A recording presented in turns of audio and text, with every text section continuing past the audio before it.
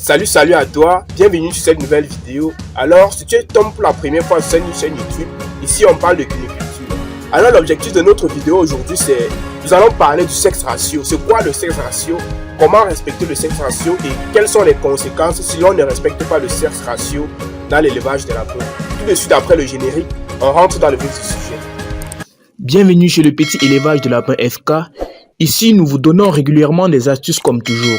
Abonnez-vous pour ne rien rater de nos prochaines vidéos. Tout juste après l'intro, on rentre dans le vif du sujet.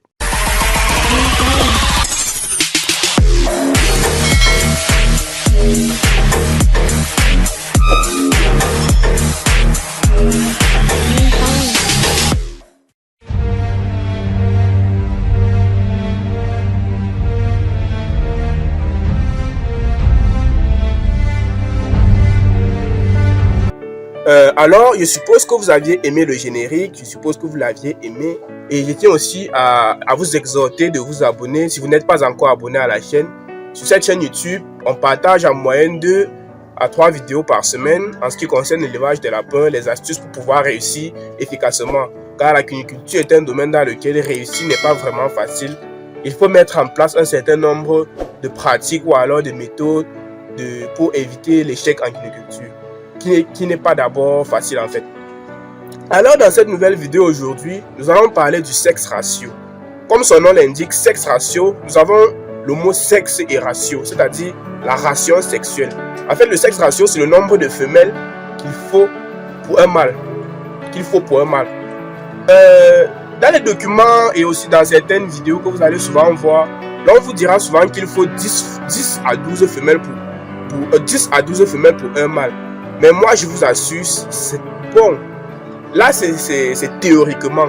C'est théoriquement. Vous savez, la théorie est très différente de la pratique. Ce qu'on vous dit théoriquement, ça ne serait jamais la même chose. C'est la même chose que vous verrez en pratique. En théorie, on nous dit qu'il faut 10 à 12 femelles pour un mâle reproducteur. Et moi, je vous dis que c'est faux. Bon, pas que c'est faux. Là, c'est la théorie. En pratique, en réalité, je vous préconise d'utiliser 7 femelles pour un mâle. 7 femelles pour un mâle, oui. Là, c'est un sexe ratio qui est vraiment bon. Pour ceux qui vont parfois jusqu'à 8, 9, voire même 10, bon, je ne vous conseille pas de le faire. Pourquoi? Parce que si vous ne respectez pas le sexe ratio, n'est-ce pas, il y aura parfois, vous allez accoupler la lapine et vous allez vous rendre compte que la lapine ne mettra pas bas en fin de gestation. Là, c'est une conséquence du non-respect du sexe ratio. Vous voyez un peu. Vous allez vous rendre compte que la lapine ne mettra pas bas en fin de gestation. Une conséquence du non-respect du sexe ratio. Vous allez également voir parfois des lapines qui donnent naissance, une lapine qui avait l'habitude de donner naissance 8 lapereaux, 7 lapereaux, 6 lapereaux, elle donne subitement naissance à 3 lapereaux. Vous vous posez la question à savoir, mais qu'est-ce qui ne va pas? Là, c'est le non-respect. Ça peut être une conséquence du non-respect du sexe ratio, vous voyez un peu. Donc, préconisez souvent l'utilisation, en fait, 7 femelles pour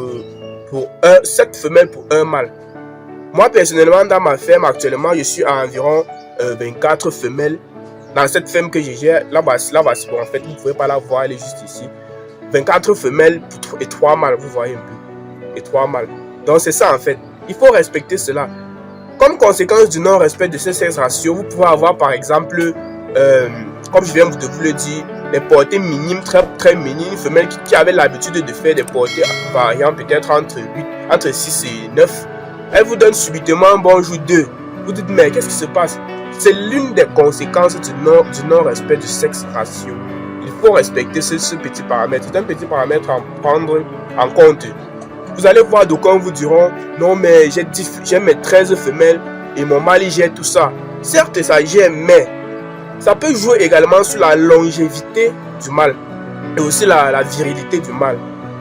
Il va falloir, avec tout ça, femelles, le mâle va croiser certainement. Là, c'est une évidence. Nous n'en doutons pas. Il va croiser les femelles.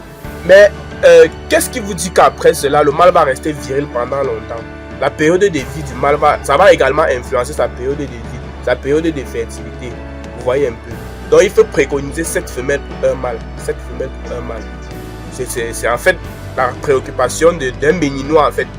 Il m'a posé ça à travers mon contact WhatsApp qui se trouve dans la description. J'ai donc voulu faire cette vidéo pour élucider ce monsieur Caboret, en fait, c'est ça son nom. Je lui remercie de m'avoir posé cette question. Je n'avais jamais eu l'idée de faire une vidéo là-dessus. Alors, je suppose qu'elle vous a plu la vidéo. On va certainement se retrouver à bientôt pour une nouvelle vidéo. Mais avant qu'on se sépare, je tiens à vous rappeler que nous avions mis sur pied un groupe WhatsApp pour l'interaction des jeunes cuniculteurs. Le lien d'intégration se trouve dans la description de la vidéo. Nous avions également mis sur pied un groupe Telegram qui est payant. Pour entrer en connaissance des frais d'adhésion au groupe Telegram, bien vouloir nous contacter à travers notre numéro qui se trouve dans la description de la vidéo. Et nous vous ferons part des frais d'adhésion. C'était tout pour cette vidéo. On va se retrouver certainement à bientôt pour une nouvelle vidéo. Ciao, ciao et à bientôt. Portez-vous bien et surtout veillez au respect de ces 6 ratios dans votre ferme.